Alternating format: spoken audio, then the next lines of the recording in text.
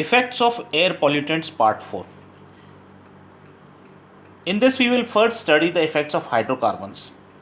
Hydrocarbons produce undesirable effects only at concentrations 10 to the power 2 to 10 to the power 3 times higher than those they are usually found. Aromatic hydrocarbons are toxic and cause irritation of the mucous membranes. Secondary pollutants such as peroxyacetyl nitrate and peroxybenzoyl nitrate, they cause irritation of the nose, throat, eyes, and also causes chest constriction. Hydrocarbons like benzene, toluene, and benzopyrene at a concentration level of 600 ppm to 1000 ppm produce edema, headache, drowsiness, and symptoms which are similar to drunkenness. Cyclic hydrocarbons affect respiratory system, nervous system, causes dilation of pupils of eyes, cause loss of coordination, affects DNA and cell growth. Higher levels of methane causes narcotic effects on a person. They also cause synergistic effects. Hydrocarbons and photochemical oxidants are injurious to plants. Ethylene at a concentration of 0.1 ppm for several hours cause apenacity, leaf abscission, flower dropping. Peroxyacetyl nitrate at a concentration level from 0.01 ppm to 0.05 ppm for a few hours causes glazing of underside of leaf, damages young leaves, causes necrosis of leaf tips. Hydrocarbons on materials induce chemical alteration in paper, textile products, rubber, polymers, making them more brittle and fragile. Effects of particulate matter.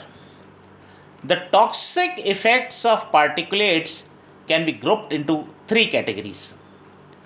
The first category is interference of inert particles with the clearing mechanisms of the respiratory tract. This effect includes a slowing of ciliary beat and mucus flow in the bronchial passage.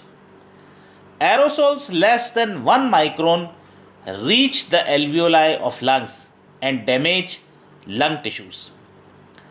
Dust, soot, smoke, they get deposited in pulmonary lymphatic depot points to create toxicity. Silicosis, a chronic disease of lungs, is caused by inhalation of dust containing free silica. Acrolein particles poses bronchoconstrictions. Insoluble particulates which cannot be phagocytized by WBCs pass through the alveolar walls into lymph channels causing lung cancer. Second category are those in which the particulates act as carriers of adsorbed toxic gases such as sulfur dioxide and produce synergistic effects. A summary of observed relations between particulates and sulfur dioxide levels and the physiological responses is given in the table.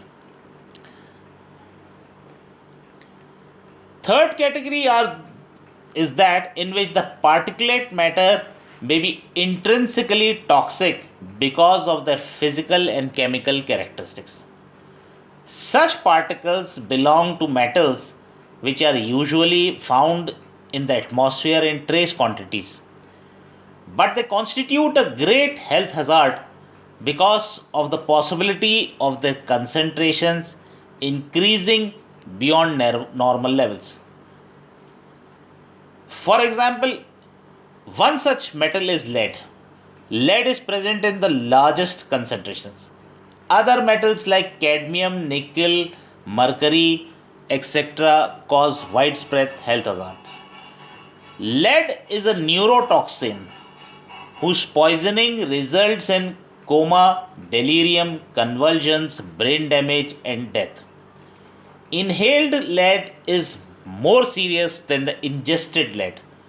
The fine particles which are emitted by automobiles are retained within the lungs and are absorbed by body with an efficiency of 40%.